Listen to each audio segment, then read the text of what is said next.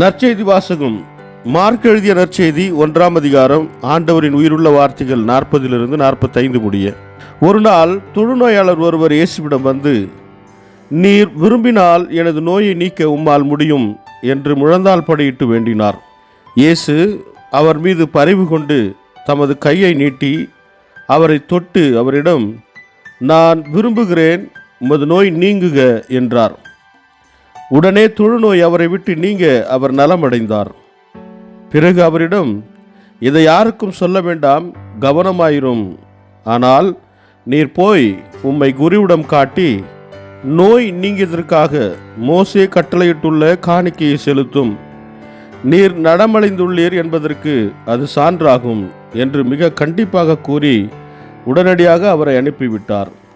ஆனால் அவர் புறப்பட்டு சென்று இந்த செய்தியை எங்கும் அறிவித்து பரப்பி வந்தார். அதனால் இயேசு எந்த நகருக்குள்ளும் வெளிப்படையாக செல்ல முடியவில்லை. வெளியே தனிமையான இடங்களில் தங்கி வந்தார்.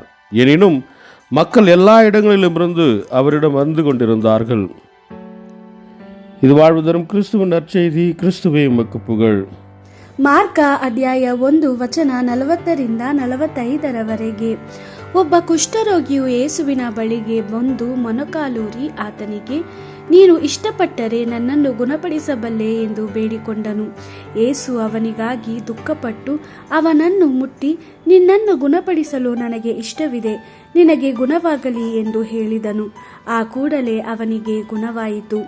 ಯೇಸು ಅವನಿಗೆ, ನಾನು ನಿನ್ನನ್ನು ಗುಣಪಡಿಸಿದ್ದೇನೆಂದು ಯಾರಿಗೂ ಹೇಳದೆ ನೇರವಾಗಿ ಯಾಜಕನ ಬಳಿಗೆ ಹೋಗಿ ಮೈ ತೋರಿಸು. ನೀನು ಗುಣ ಹೊಂದಿರುವುದರಿಂದ ಮೋಶೆಯ ಆಜ್ಞಾನಕ್ಕನುಸಾರವಾಗಿ ದೇವರಿಗೆ ಕಾಣಿಕೆಯನ್ನು ಅರ್ಪಿಸು. ನಿನಗೆ ಗುಣವಾಯಿತು ಎಂಬುದಕ್ಕೆ ಇದು ಜನರಿಗೆ ಸಾಕ್ಷಿಯಾಗಿರುವುದು ಎಂದು ಎಚ್ಚರಿಕೆ ನೀಡಿ ಕಳುಹಿಸಿಬಿಟ್ಟನು. ಅವನು ಅಲ್ಲಿಂದ ಹೋಗಿ ಯೇಸುವೆ ತನ್ನನ್ನು ಗುಣಪಡಿಸಿದ್ದಾನೆಂದು ಜನರೆಲ್ಲರಿಗೆ ತಿಳಿಸಿದನು. ಈ ಸುದ್ದಿಯು ಎಲ್ಲೆಡೆ ಹರಡಿದ್ದರಿಂದ ಆತನು ಬಹಿರಂಗವಾಗಿ ಊರೊಳಗೆ ಹೋಗಲು ಸಾಧ್ಯವಾಗದೆ ಏಕಾಂತವಾದ ಸ್ಥಳಗಳಲ್ಲಿ ವಾಸಿಸಬೇಕಾಯಿತು. ಆದರೂ ಎಲ್ಲ ಕಡೆಗಳಿಂದ ಜನರು ಯೇಸುವಿದ್ದಲ್ಲಿಗೆ ಬರುತ್ತಿದ್ದರು. ದೇವರ ವಾಕ್ಯವಿದು. ದೇವರಿಗೆ ಕೃತಜ್ಞತೆ ಸಲ್ಲಲಿ. Gospel according to Mark chapter 1 verse 40-45.